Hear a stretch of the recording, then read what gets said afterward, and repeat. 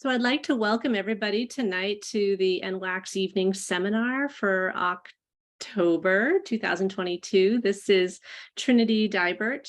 She is a speech language pathologist with over 15 years of experience in both pediatrics and adults. She's in the Portland, Oregon area, but currently works for an organization that supports adults with ALS primarily, and they are based out of New York, Brooklyn, but her clients that she sees are all over the country, all over the world, and she comes to us with just a wealth of expertise in eye gaze and eye gaze communication. We are thrilled to have her, and Trinity, we will just throw it to you and have you get started. Absolutely. It's lovely to meet all of you. Some of you jumped on a little bit later. Please feel free to turn on your cameras, turn on your microphones, jump in, ask questions. And then unfortunately, because I do have to leave a little bit earlier, please feel free. You're always welcome to contact me, submit questions to me. We can have a follow-up session, all of that. So I'm going to share my screen now. Hopefully this goes as planned. All right, so I got my share sounds on. Here we go. Okay, are you guys all seeing my eye tracking success for children? Yep, perfect. Okay, let's do this. All right, so let's have a few questions to start. So how many of you have had a client or student that has failed eye tracking? Show of hands. For those of you that have a camera on, how many of you have met a client that told you or family members that said eye tracking doesn't work for me? How many of you have had a client that is no longer able to use their eye tracker? And here's a big question for you. How many of you feature match your eye gaze cameras like you do your software? Hands? Maybe? Okay. All right. All right, second screen. How many of you feature match your eye gaze cameras? No? Okay. All right, I hope that by the time we're done, that changes. All right, so in a perfect world, positioning an eye tracker would go something similar. If you're a homeowner in Oregon and you're still paying for electricity, then I've got some big news for you. YouTube? Just weeks ago, the federal government passed an extension to the solar investment credit, which pays homeowners an average of $1,000 to install solar panels.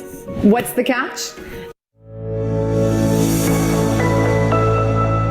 Are you guys seeing a video? Perfect.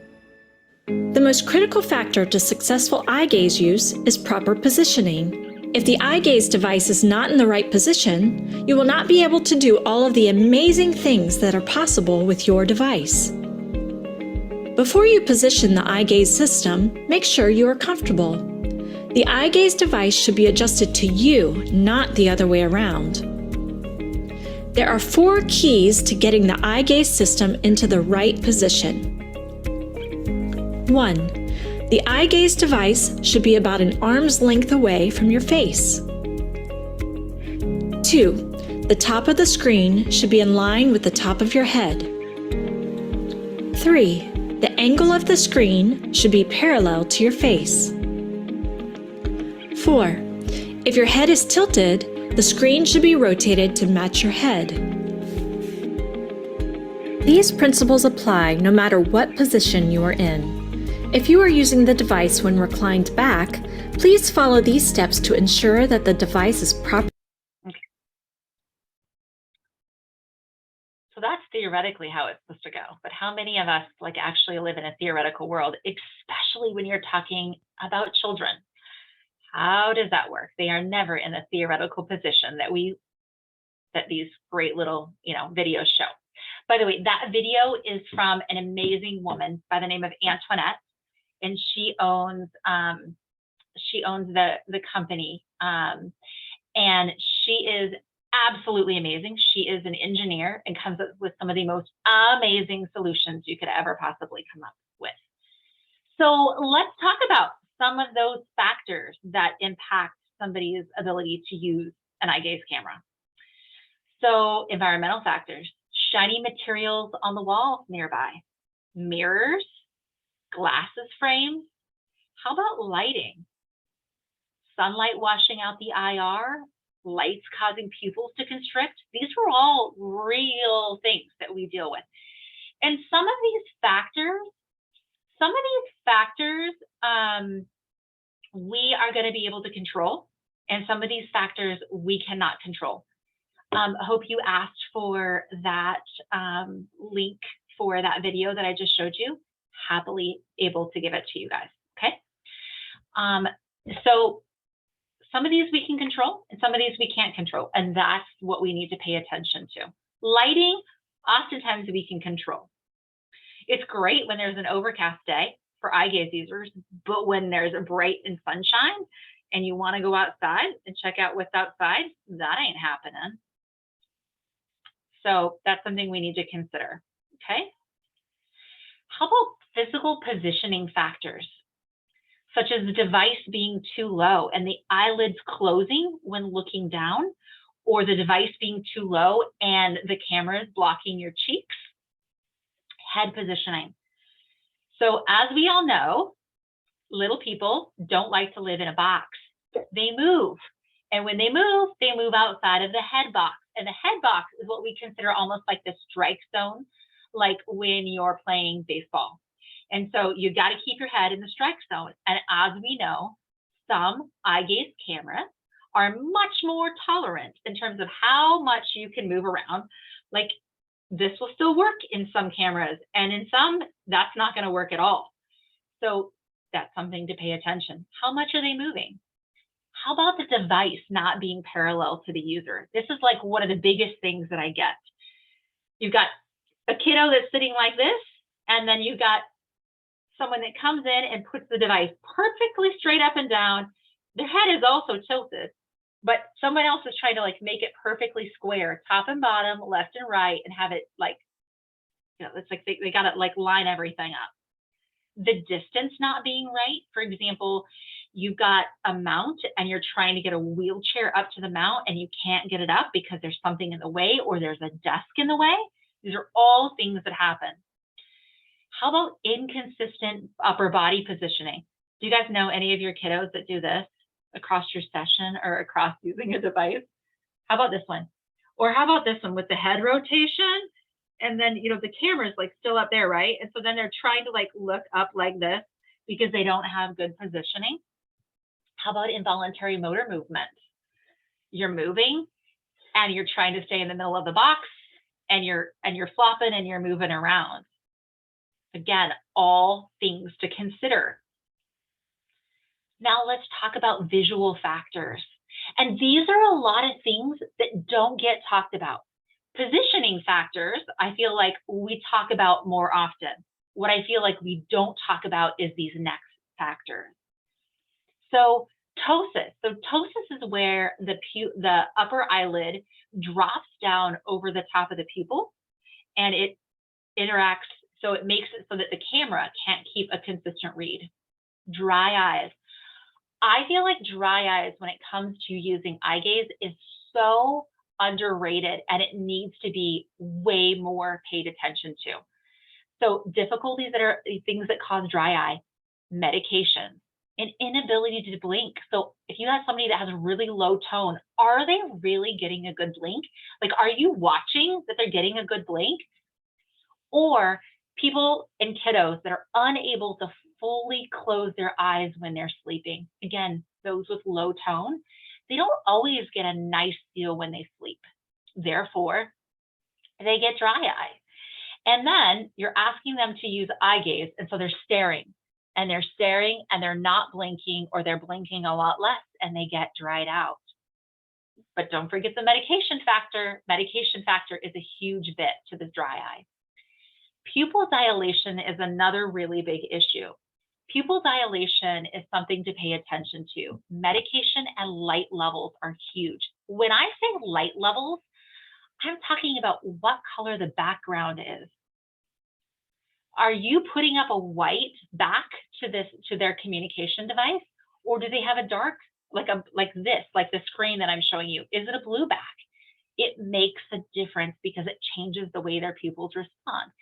And if you have somebody that isn't neurotypical, their pupils may not respond to light like you would expect them to. It's something to pay attention to. Screen brightness and bright backgrounds is what we just spoke about. Now let's continue on with a little bit more like higher level visual factors. How about nystagmus? So nystagmus is the shimmer, okay? And the cognitive impact of that visual feedback in terms of that nystagmus. Strabismus, which is the malalignment. So for example, you've got one eye that's kind of looking off to the side and you've got one eye that's looking ahead. One of the most difficult things for me to diagnose is when the brain will do a dominant eye switch. So what I mean by that is, if you tell a camera, only focus on Trinity's right eye, okay? So fine, only focus on my right eye. But what happens if you now force me into a target that's over on the left-hand side of my screen? Is my right eye going to remain dominant? Or is my left eye going to kick in and now my left eye is dominant and my right eye is kind of the one drifting off? But remember, you said don't pay attention to my left eye, only pay attention to my right eye. And now you've got a kiddo that's now switched and the left eye is now dominant and the right eye is now going away. Ocular motor apraxia, big things to pay attention to. Amblyopia, astigmatism. So glasses for astigmatism, because of the prism, is set so that it's in the middle, okay? As you start to move towards the outside edges, you change the refraction with the prism. And now your calibration is not going to be the same. So you have to pay attention to that and what someone's doing. And remember, we told them, don't move your head, right? Because we need to keep it. So we're saying, don't move your head, but now look out of the edge of your glasses at this 16-inch screen that now has a different refraction pattern. So paying attention to that is really important. And optic cortical blindness and optic nerve atrophy are all things that you have to pay attention to when you're considering eye gaze. Medications. Let's talk about some common medications, because I can tell you nowhere in my training until I joined Bridging Voice did I pay attention to this. So any sort of medication, so saliva reducing medications that treat salivia affect the muscle effect. It dries you out and it can dry out your eyes. Baclofen for muscle spasms affect your pupil constriction as well as your muscle movement. Marijuana, as we know. So anything that has I have not, and I'm going to test the difference between the CBD involvement and a THC involvement. But a lot of CBD medications that are used for pediatrics oftentimes have a very small dose of THC involved as the activating feature to them. And marijuana can affect not only your pupil response, but it can also affect your muscle response. I have started a literature review and have read that at this point, it has only been tested within monkeys. But the idea of moving from one target to the next, the muscle response and the cortical response to get from one to the next is actually slower. So if you have somebody that has a quicker dwell time, that would be difficult for them because they're going from one target to the next target. Here's some other ones that most people don't think about. Allergy medications, they oftentimes dry your eyes out. Cough medications. How many of our kiddos are on cough medication? These oftentimes include an antihistamine in the cough medication. This affects eye gaze, without a doubt. Other factors, glasses. We've definitely talked about glasses multiple times. Dirty, scratched. How about this? Where, you know, the frame like sits right across someone's pupil. Without a doubt. Multifocal lenses. So like, you know, a lot of kiddos will even have a bifocal lens. So here's a little bit of a controversy back and forth. Sometimes anti-glare coating can cause issues, and sometimes the glare on a glasses can also cause issues. So finding that happy medium is important. Prism lenses, IR filters, and then again, this is the conversation of lenses for astigmatism can distort, and usually do distort on the lateral periphery. So it's very important to pay attention to that. So let's talk about some other factors, cognitive and language factors. Consider their development. Where are they in terms of this? Remember, you're adding a ton of cognitive work when it comes to using your eyes for eye gaze. I mean, adults that don't have cognitive impact can very clearly communicate with me the intensity of this learning curve. It is huge. It is huge. I mean, I had a conversation with a device manufacturer about this cognitive load, and they just hadn't even thought of it. It was like, what? You know, I use Look to Learn with my fully cognitive adults that have, I use Look to Learn oftentimes because I need to take the cognitive level down. It is too much. And these are people that are able to give me the feedback. You guys are dealing with kiddos that can't give you that feedback. You have to guess by their behaviors what the feedback is oftentimes. How about therapy factors? Their eligibility for devices, their eligibility for ongoing services. Can we just talk about access to a consistent AAC specialist? Like, that's huge. How about access to therapeutic services? Continual and consistent access to therapeutic services. What about caregivers? How tech savvy is the caregiver? What's the language barrier? Is the family, is English the second language for the family, and now you're trying to teach them something really intense? And wait, you're doing it in English, and the words are in English, and the YouTube videos are in English. How about cultural barriers, values and belief systems? Is being on the internet okay? What is okay with looking at the internet? Those are big values.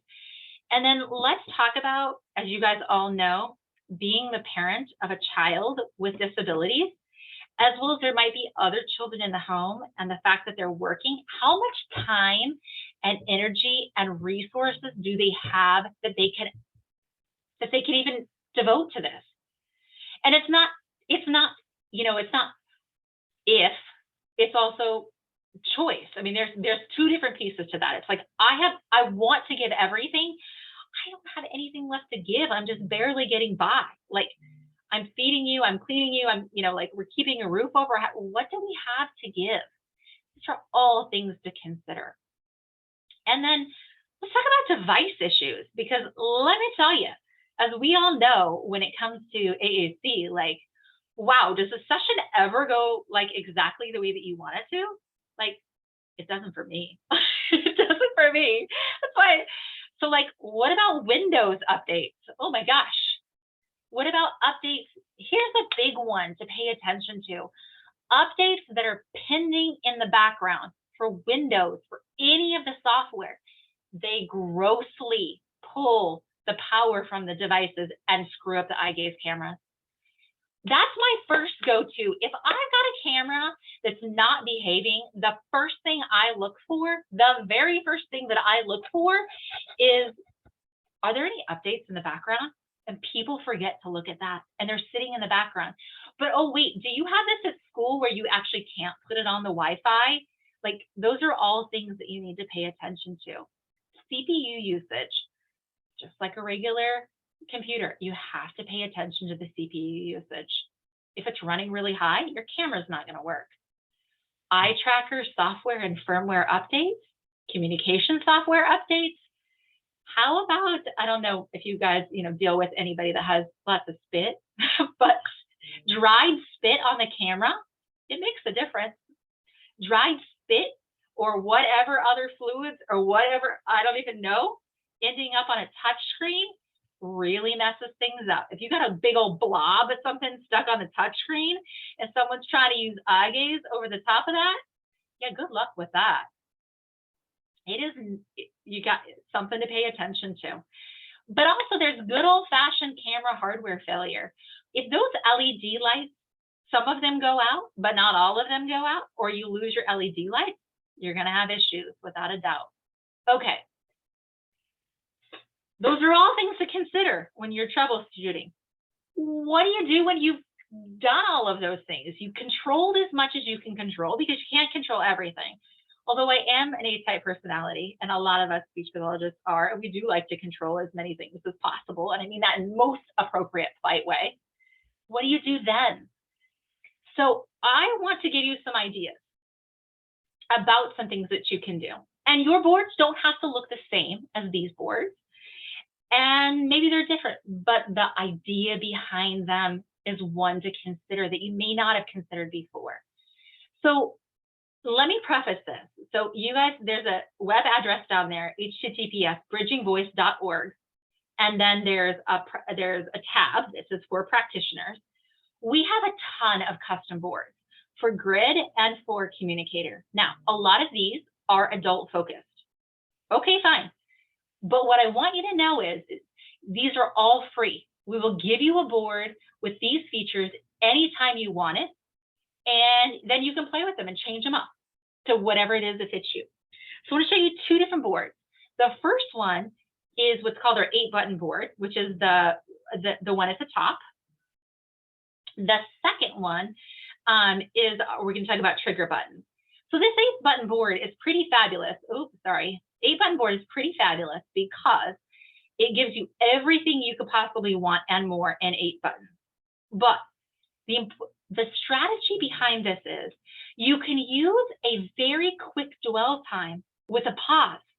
So for example, you can do a dwell time that's as low as 10 milliseconds, but you're like, well, wait, how am I going to get anywhere? I'm going to select everything in between. Put a pause in the middle of that. So you have a quick dwell time that allows somebody to get to where you want to go. Then once they get there, they can select.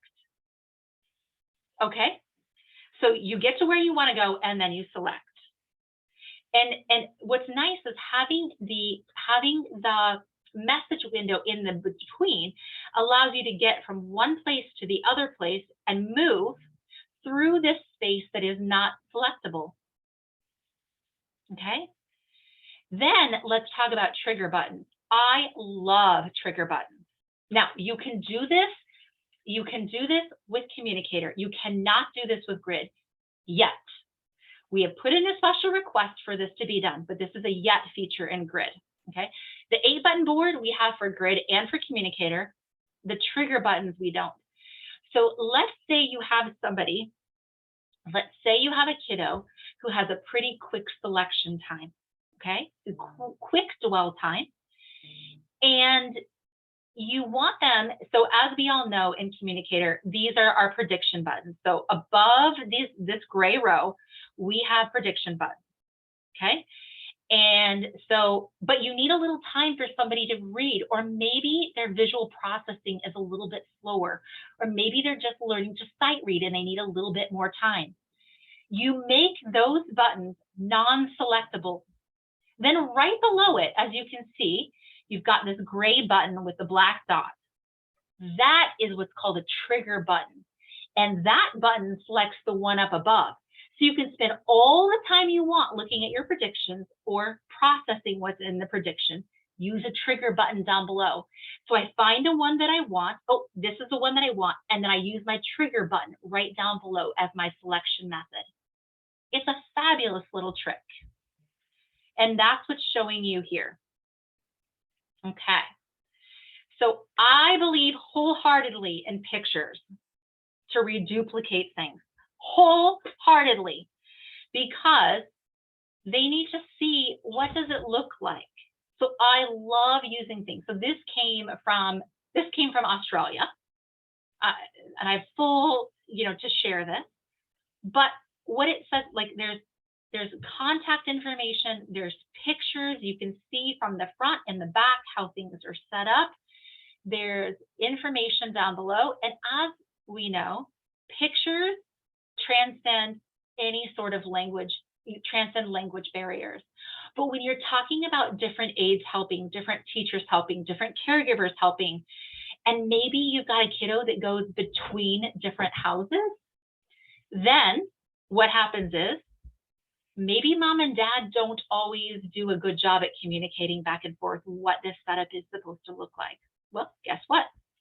Pictures are very important to go back and forth. Takeaways for the evening, and then I have to run.